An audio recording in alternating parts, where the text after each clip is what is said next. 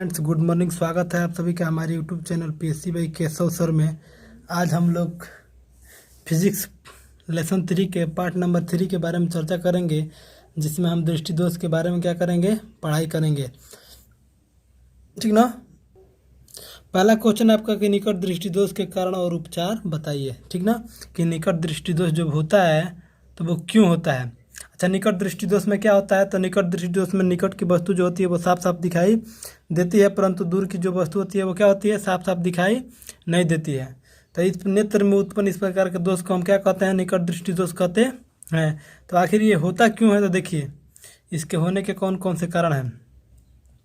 पहला है कि नेत्र गोलक का लंबा हो जाना। ठीक ना, नेत्र गोलक का लंबा हो जाना।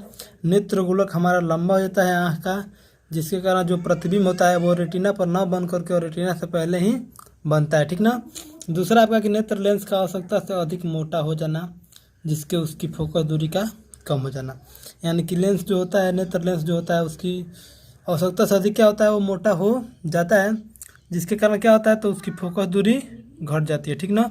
जैसे देखिए ये जो दोष से पीड़ित नेत्र है, ठीक ना, इसे देखिए नेत्र गोलक लंबा हो गया। ठीक ना, प्रतिबिंब बनना चाहिए रेटिना पे यहाँ, लेकिन ये कहाँ बनता है, तो प्रतिबिंब रेटिना से पहले ही बन जाता है। ऐसा क्यों होता है, तो नेत्र गोलक के लंबा हो जाने के कारण होता है। ठीक ना, जिसके कारण क्या होता है, हमारे नेत्र में निकट दृष्टि दोष उत्पन्न हो जाता है।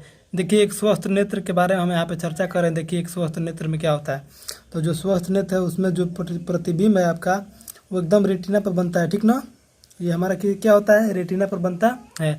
अच्छा देखिए इस दोष को दूर कैसे किया जाएगा। मान लीजिए कि किसी व्यक्ति के आंख में निकट दृष्टि दोष हो गया है, तो देखिए उसको हम अवतल लेंस का चश्मा प्रयोग किया जाता है। ये मान लीजिए ये अवतल लेंस है, जो क्या करता है, उसकी फोकस दूरी को क्या कर सकता है, बढ़ा देता है। जो फोकस दूरी कम हुई रहती है उसको ये क्या करता है, बढ़ाता है, और बढ़ाने के कारण ये क्या होता है, जो प्रतिबिंब होता है वो रेटिना पर बनने लगता है। इस प्रकार निकट दृष्टि दोष जो होता है वो अवतल लेंस के चश्मे का प्रयोग करने से ठीक हो जाता है। ठीक ना। अब देखिए उसका उपचार, जिसके बारे में हम चर्चा कर रहे थे, कह रहा है कि इस दोष को दूर करने के लिए अवतल लेंस के चश्मे का उपयोग किया जाता है। किसका प्रयोग किया जाता है, तो इस दोष को दूर करने के लिए अवतल लेंस के चश्मे का प्रयोग किया जाता है, जो प्रकाश की किरणों के अपसरित करता है। जो प्रकाश की किरणों को क्या करता है, अपसरित करता है, जिससे वस्तु प्रतिबिंब रेटिना पर स्पष्ट बनने लगता है। जिससे वस्तु का जो प्रतिबिंब होता है वो क्या होता है, तो रेटिना पर स्पष्ट बनने लगता है। ठीक ना। अगला हमारा कि दूर दृष्टि दोष के कारण और उपचार बताइए। ठीक ना, कि दूर दृष्टि दोष क्यों होता है, इसके कौन कौन से कारण होते हैं और उपचार क्या होता है इसका।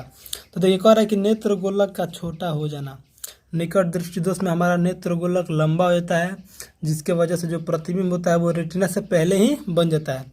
लेकिन दूर दृष्टि दोष में क्या होता है कि नेत्र गोलक छोटा हो जाता है, अर्थात नेत्र लेंस और रेटिना के बीच की जो दूरी होती है वो क्या हो जाती है, कम हो जाती है, जिसके वजह से जो प्रतिबिंब होता है क्या होता है, रेटिना पर न बन के रेटिना के पीछे बनता है। ठीक ना।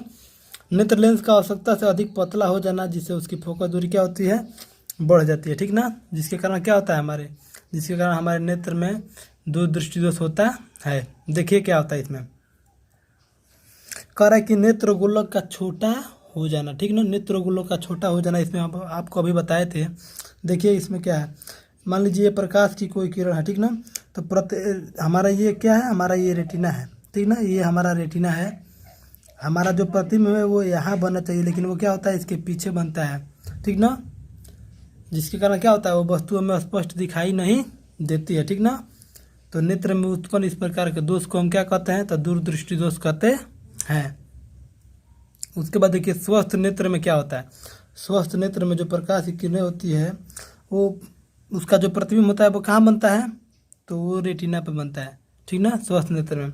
लेकिन मान लीजिए अगर आपका नेत्र में, चाहे किसी के नेत्र में दूर दृष्टि दोष हो गया है, तो उसको दूर कैसे करेंगे। तो देखिए कह रहा है कि इस दोष को दूर करने के लिए ये कौन सा लेंस है, तो ये एक उत्तल लेंस है। ठीक ना, उत्तल लेंस के जब चश्मे का इस्तेमाल करते हैं तो जो प्रतिबिंब आपका पीछे बनता था, ठीक ना, वो और आगे बनने लगता है, यानी कि रेटिना पर बनने लगता है।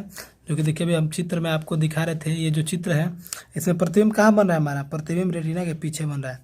लेकिन जैसे हम इसमें उत्तल लेंस के चश्मे का प्रयोग करेंगे, प्रतिबिंब हमारा रेटिना पर बनने लगेगा और वस्तु क्या होगी, साफ साफ दिखाई देने लगेगी। ठीक ना, देखिए इसके उपचार के बारे में कह रहा है कि इस दोष को दूर करने के लिए उचित फोकस दूरी के उत्तल लेंस के चश्मे का प्रयोग किया जाता है।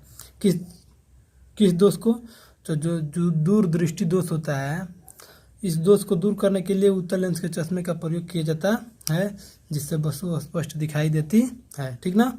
दूरदृष्टि दोष में क्या होता है? तो दूर की वस्तु साफ साफ दिखाई देती है, लेकिन निकट की वस्तु साफ साफ दिखाई नहीं देती है। ठीक ना। अब हम पढ़ेंगे जरा दूरदर्शिता। ठीक ना, कि जरा दूरदर्शिता क्या होता है। तो कह रहा है कि उम्र बढ़ने के साथ नेत्र लेंस की लचक कम हो जाने पर, उम्र बढ़ने के साथ नेत्र लेंस की लचक कम हो जाने पर तथा सिलियरी मांसपेशियों की असमंजन क्षमता घट जाने के कारण यह दोष उत्पन्न होता है।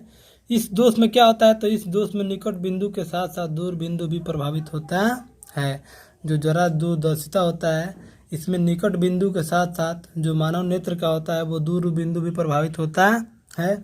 अब देखिए इसका उपचार कैसे किया जाएगा। ठीक ना। मान लीजिए किसी के नेत्र में जरा दूरदर्शिता का दोष उत्पन्न हो गया है, तो उसको उपचार कैसे किया जाता है।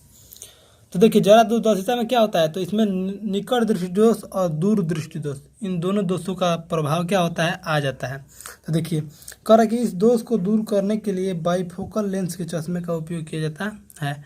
बाईफोकल कहने का मतलब है कि इसमें दोनों लेंस होते हैं, उत्तल लेंस भी होता है और अवतल लेंस भी होता है। कह रहा है कि इस चश्मे के ऊपर वाले भाग में अवतल लेंस, यानी जो बाईफोकल लेंस होता है, जो बाईफोकल लेंस का चश्मा होता है, उस चश्मे के ऊपर वाले भाग में अवतल लेंस, ठीक ना, तथा नीचे वाले भाग में उत्तल लेंस का इस्तेमाल किया जाता है। और इसका इस्तेमाल करके इसका निवारण किया जाता है। किसका? तो जरा दूरदर्शिता का। अच्छा देखिए इसमें कह रहा है कि ऊपर वाले भाग में क्या होता है? तो अवतल लेंस होता है। अवतल लेंस किस दोष को दूर करने के लिए प्रयोग किया जाता है? तो अवतल लेंस हम निकट दृष्टि दोष को दूर करने के लिए प्रयोग करते हैं। यानी कि मान लीजिए जब दूर की वस्तु को आपको देखना है तो आँख को आपको सीधा रखना पड़ेगा, इसीलिए जो अवतल लेंस होता है वो ऊपर लगा होता है कि आदमी अपने आँख को सीधा करके देखेगा तो दूर की वस्तु साफ साफ दिखाई देगी। और जो उत्तल लेंस होता है वो नीचे लगा होता है, क्योंकि उत्तल लेंस की सहायता से हम नज़दीक की वस्तु को क्या कर सकते हैं? स्पष्ट देख सकते हैं। ठीक ना। उसके बाद हम पढ़ेंगे क्या? तो प्रकाश का वर्ण विक्षेपण। क्या पढ़ेंगे? प्रकाश का वर्ण विक्षेपण। ठीक ना। देखिए इसमें क्या होता है। कह रहा है कि श्वेत प्रकाश के इसके विभिन्न रंगों में विभक्त होने की घटना को प्रकाश का वर्ण विक्षेपण कहते हैं। श्वेत प्रकाश यानी कि ऐसा प्रकाश जो सूर्य के लाइट के जैसा क्या करे? स्पेक्ट्रम दे, उसको हम श्वेत प्रकाश बोलेंगे। ठीक ना। तो कह रहा है कि श्वेत प्रकाश को या श्वेत प्रकाश के इसके विभिन्न रंगों में विभक्त होने यानी बंटने की घटना को प्रकाश का वर्ण विक्षेपण कहते हैं। और इस घटना में 7 रंगों की रंगीन पट्टी प्राप्त होती है, और इस रंगीन पट्टी को हम स्पेक्ट्रम या वर्णपट या वर्णक्रम कहते हैं। जैसे देखिए अभी आपको चित्र में हम बिल्कुल स्पष्ट दिखा रहे हैं। मान लीजिए ये श्वेत प्रकाश है, यानी कि सूर्य से आने वाला प्रकाश है। कैसा प्रकाश है ये? श्वेत प्रकाश। ठीक ना। तो ये आता है तो जब प्रिज्म से इसको हो करके जाने दिया जाता है तो ये अलग अलग रंगों में बढ़ता है। अच्छा क्यों बढ़ता है ये अलग अलग रंगों में? क्योंकि इसके तरंगदैर्घ्य अलग अलग होते हैं। इसके जो तरंगदैर्घ्य होते हैं वो अलग होने के कारण ये क्या होता है? अलग अलग रंगों में विभक्त होता है। और देखिए जिस प्रकाश का तरंगदैर्घ्य जितना अधिक होता है उसका विक्षेपण उतना ही कम होता है। तो सबसे अधिक तरंगदैर्घ्य किसका होता है? तो लाल रंग का। और सबसे कम किसका होता है? बैंगनी रंग का। ठीक ना। तो बैंगनी रंग ज़्यादा विक्षेपित होता है। ठीक ना। और उसके बाद आपका जो जामुनी होता है उसका विक्षेपण होता है। उसके बाद जो नीला रंग होता है उसका विक्षेपण होता है। उसके बाद जो हरा होता है उसका विक्षेपण होता है। उसके बाद जो पीला रंग होता है उसका, और सबसे कम आपका लाल का और नारंगी रंग का जो क्या होता है? वर्ण विक्षेपण होता है। अच्छा इस पट्टी को हम याद कैसे रखेंगे? देखिए इस पट्टी को याद करने का एक हिंदी में देखिए, हिंदी में अगर आप देखना चाहते हैं तो हो जाएगा बैजानी पीनाला, बैजानी पिनाला। या अंग्रेजी में इसको याद करते हैं तो आपको इसको याद कर लेंगे VIBGYOR। भी का मतलब वायलेंट, वायलेंट का मतलब बैगनी। उसके बाद इंडिगो, इंडिगो का मतलब जामुनी। उसके बाद आपका बी से ब्लू हो जाएगा, ब्लू का मतलब नीला। जी से आपका ग्रीन होगा, ग्रीन का मतलब हरा। वाई से येलो यानी कि पीला रंग। ओ से ऑरेंज यानी कि नारंगी हो जाएगा। और आर से क्या होगा? तो आर से आपका रेड होगा। ठीक ना। अब देखिए अब हम बात करेंगे वायुमंडलीय अपवर्तन क्या होता है। ठीक ना। वायुमंडलीय अपवर्तन क्या होता है? तो कह रहा है कि जब प्रकाश एक माध्यम से दूसरे माध्यम में जाता है तो उसका अपवर्तन होता है। क्या होता है? तो जब प्रकाश एक माध्यम से दूसरे माध्यम में जाएगा तो उसका क्या होता है? अपवर्तन होता है। अपवर्तन कहने का मतलब है कि उसके मार्ग में, ठीक ना, उसके मार्ग में कुछ रुकावटें आती है, ठीक ना, या उसका जो मार्ग होता है वो बदल जाता है, ठीक ना, अपने पथ से वो विचलित हो जाता है। कह रहा है कि जब प्रकाश एक माध्यम से दूसरे माध्यम में जाता है तो इसका अपवर्तन होता है। जब सूर्य का प्रकाश पृथ्वी के वायुमंडल में प्रवेश करता है तो यह विरल माध्यम से सघन माध्यम में जाता है। जब सूर्य का जो प्रकाश होता है वो क्या होता है? तो पृथ्वी के वायुमंडल में प्रवेश करता है तो यह विरल माध्यम से सघन माध्यम में आता है, अर्थात प्रकाश का अपवर्तन होता है। और वायुमंडल में होने वाले प्रकाश के अपवर्तन को ही हम क्या कहते हैं? वायुमंडलीय अपवर्तन कहते हैं। यानी कि वायुमंडल में जो प्रकाश का क्या होता है? अपवर्तन होता है, और इसे ही हम क्या कहते हैं? वायुमंडलीय अपवर्तन कहते हैं। वायुमंडलीय अपवर्तन के कारण देखिए कौन कौन सी घटनाएं होती है, ठीक ना। कह रहा है कि वायुमंडलीय अपवर्तन के कारण होने वाली घटनाएं कौन कौन सी है? तो तारों का टिमटिमाना, यानी कि तारे वास्तव में टिमटिमाते नहीं हैं लेकिन ये हमको टिमटिमाते हुए मालूम पड़ते हैं। ये घटना किसके कारण होती है? तो वायुमंडलीय अपवर्तन के कारण, ठीक ना। दूसरा आपका है कि सूर्योदय तथा सूर्यास्त के आभासी समय। आभासी समय कहने का मतलब है कि सूर्य कुछ देर पहले डूब जाता है लेकिन हमको लगता है कि 2 मिनट के बाद हमको दिखाई देता है कि सूर्य अभी डूबा नहीं है। इसी को हम आभासी समय, जो आप विस्तार से जब पढ़ेंगे, मान लीजिए वीडियो में तो कोई भी टीचर, मान लीजिए ज़्यादा अगर अच्छे से समझाया जाए तो ये वीडियो लंबा हो जाएगा। वीडियो लंबा हो जाएगा तो फिर बच्चे देखेंगे बैठने के लिए तो बच्चों को बोरिंग फील होगा। इसीलिए हम सोचते हैं कि वीडियो को छोटा से छोटा बनाया जाए और मतलब बहुत ही कम शब्दों में आसानी से बच्चों को समझा दिया जाए। आज के लिए बस इतना ही।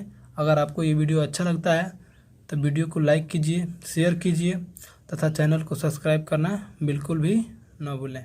Thank you very much.